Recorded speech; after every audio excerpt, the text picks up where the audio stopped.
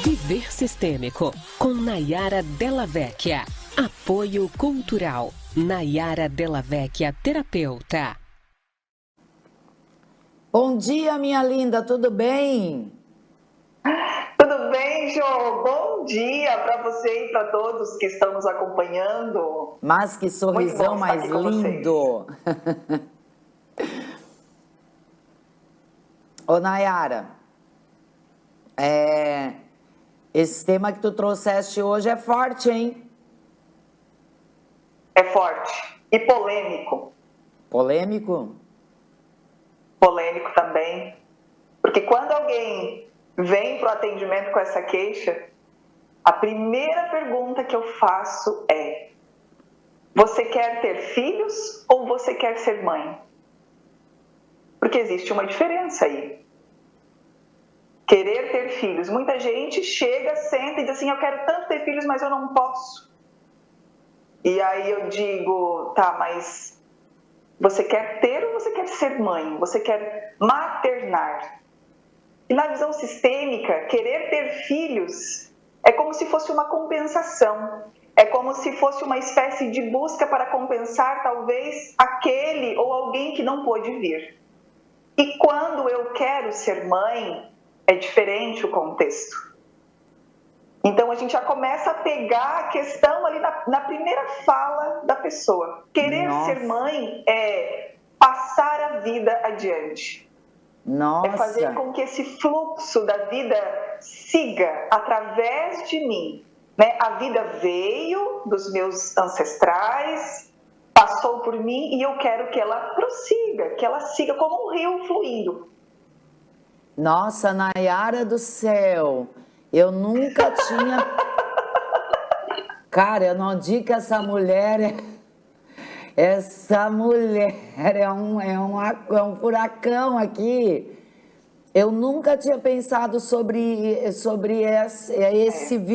olhar, né? É interessante isso, né? Sabes que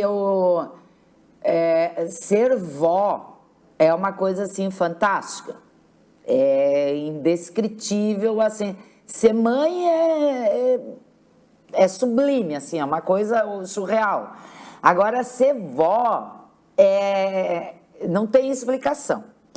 Às vezes eu brinco, eu digo assim, eu já procurei até hoje essas frases prontas, assim, né, com aquele efeito impactante para definir o que é ser vó e até hoje eu não encontrei.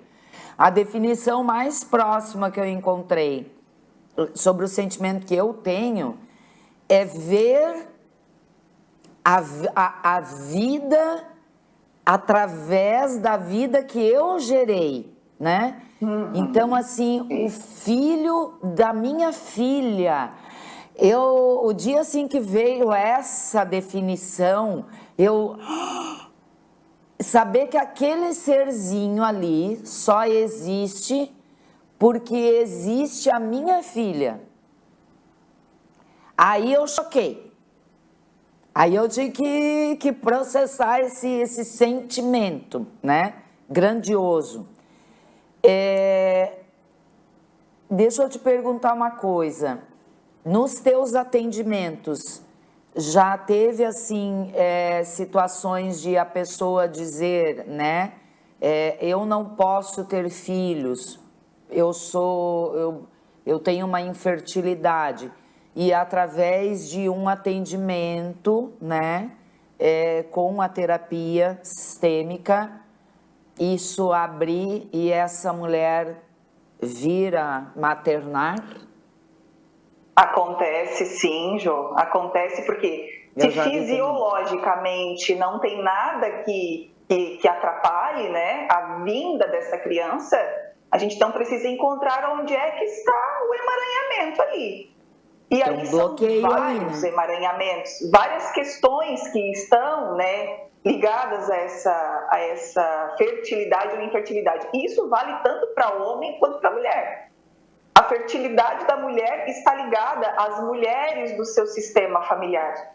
E a fertilidade do homem, o canal para essa vida seguir, está ligada aos homens do sistema familiar. Então a gente precisa vasculhar muito bem essa história e entender o que há por trás dessa impossibilidade, né? Pode ser ali momentânea. Mas, quando eu falo de infertilidade aqui, ter filhos ou querer ser mãe, isso também vale para os homens. Você quer ser pai ou você quer ter filhos, né? Então, isso também vale para os dois. Como eu estava dizendo antes, quando nós entramos no fluxo da vida, que interessante quando tu disse assim, caíram algumas fichas quando eu olhei aqui para o meu neto, né? E eu percebi que a vida veio para ele através de mim também. Só existiu porque eu também passei essa vida adiante. E quando nós temos filhos, nós estamos a serviço da vida.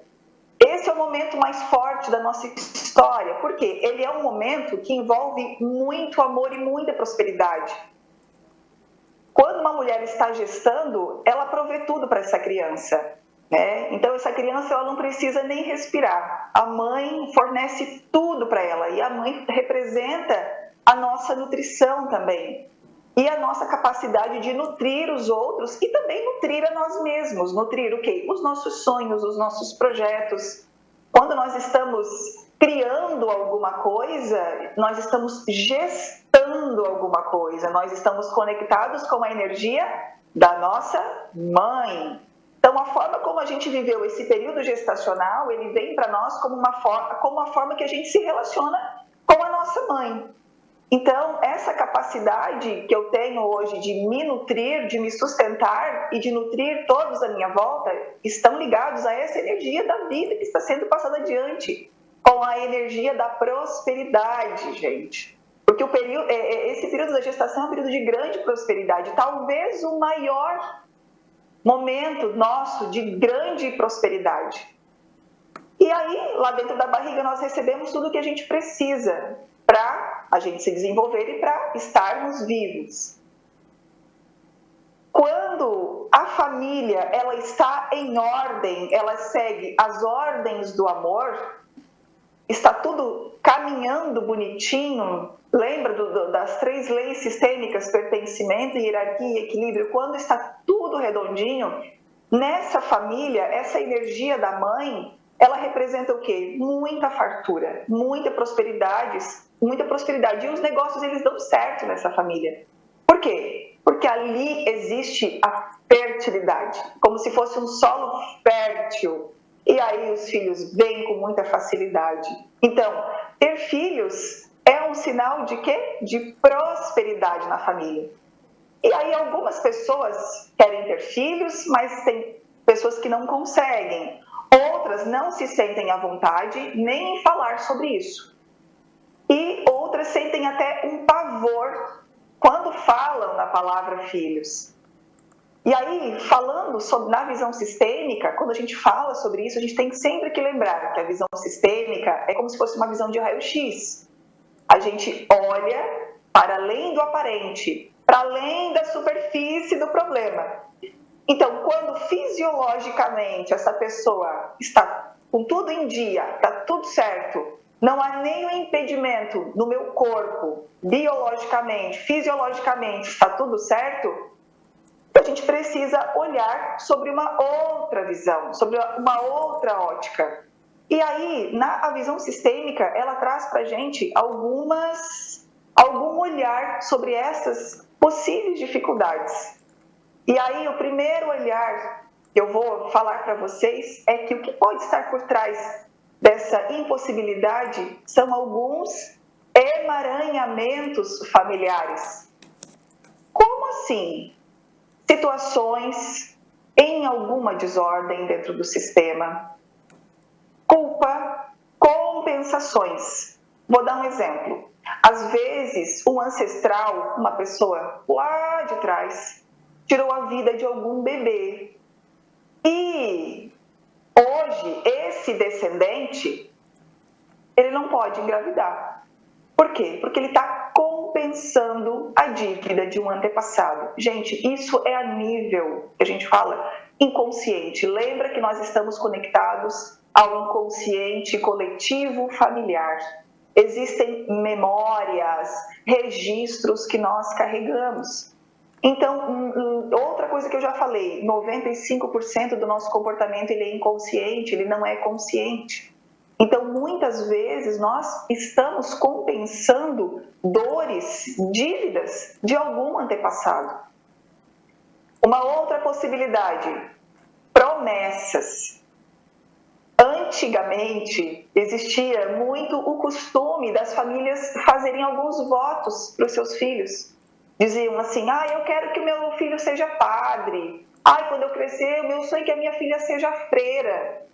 Gente, esses votos que são feitos pela família, eles não são intencionais. Porém, o registro que fica na memória familiar ou na memória desta criança, lá na frente, eles são tão fortes, esses registros, que depois eles ficam como sendo o destino daquela criança.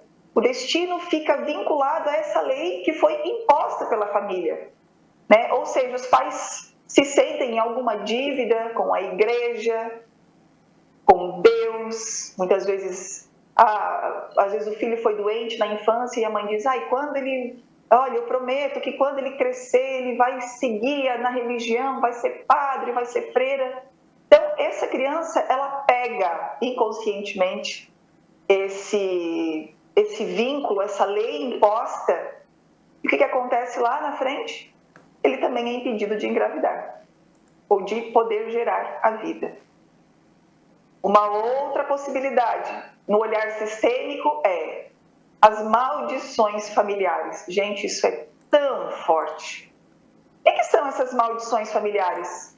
São como leis, né? Porque um ancestral, ele pode tanto abençoar, mas ele também pode amaldiçoar alguém. Nós podemos bem dizer ou amaldiçoar os nossos filhos. E quando a gente pragueja contra os filhos, nós estamos o quê? Plantando uma semente de dor e de sofrimento. E que se aquele descendente não conseguir olhar com amor e superar esse desafio, essa maldição vai influenciar também a vida dessa pessoa lá na frente, impossibilitando também de poder fazer com que essa vida continue através dos seus filhos. Outra possibilidade, mitos e lealdades. O que são mitos e lealdades dentro de uma família? Regras.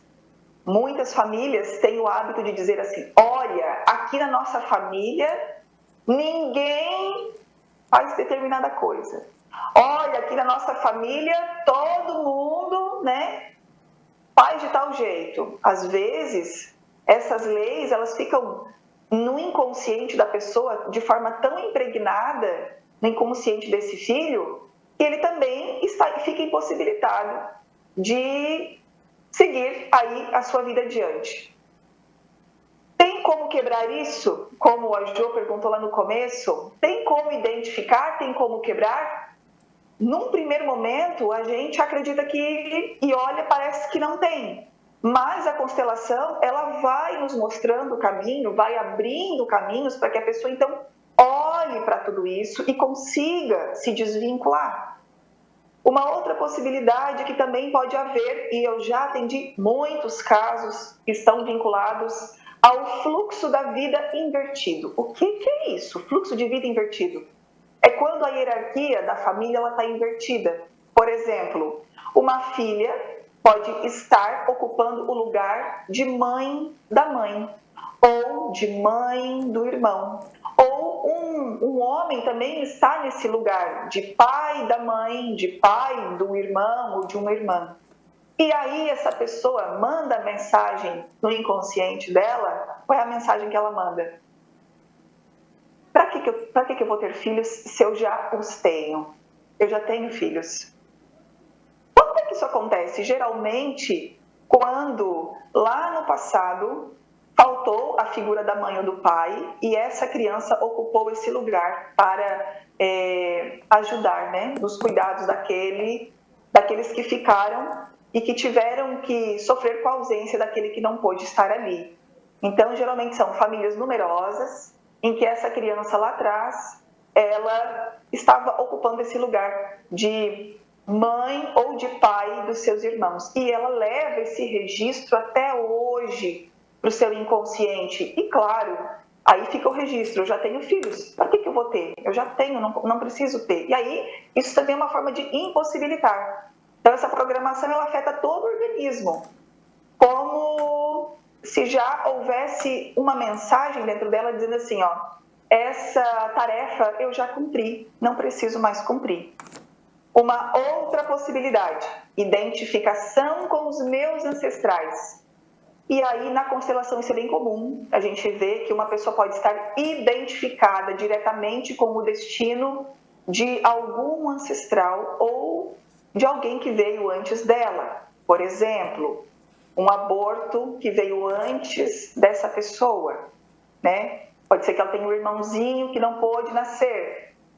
E ela pode estar identificada também com ancestrais que não puderam ter filhos, porque existem famílias que há um padrão de mulheres que não conseguem engravidar. E aí pode ser que essa pessoa também esteja dentro desse padrão, repetindo a mesma questão.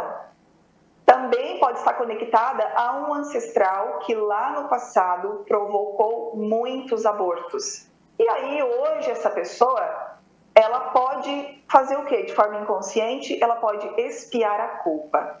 Então, ela carrega esse fardo por essa pessoa. Então, quando a gente está alinhado com as ordens do amor, com as 3 leis aí sistêmicas, a vida flui e ela vai para frente. O fluxo da vida é como se fosse um rio, ele quer continuar seguindo. E quando essas ordens do amor, quando isso não está em ordem, quando está tudo bagunçado na nossa família, é como se o rio estivesse seguindo e correndo, subindo para as montanhas e não descendo. Um rio não consegue, né, seguir as montanhas, ele não consegue subir. O fluxo dele é ao contrário, ele desce, ele não sobe. Então, quando essas ordens elas estão transgredidas, é como se esse rio quisesse subir essa montanha, e aí o que acontece? Ele fica no contrafluxo, ou seja, o fluxo da vida ele fica totalmente invertido. Também tem situações de que nem todo mundo nasceu para ser pai e mãe. Também tem essa questão. Então, existem pessoas que não nasceram com esse propósito, que elas vieram também para desenvolver a sua missão de uma outra forma. Vieram para passar o seu legado através do seu trabalho, da sua presença, e não através dos filhos. Mas, através do nosso servir, nós também cumprimos a nossa missão aqui, de passar a nossa vida adiante. E aí nós somos agentes de transformação, né, gente? A melhor maneira de passarmos a vida adiante é nós contribuirmos com a vida das outras pessoas, seja através dos nossos filhos ou seja através do nosso servir. Perfeito! Uau! São muitas situações, né? Muitas, Ju. Tem que se avaliar, né? Eu acho que Isso.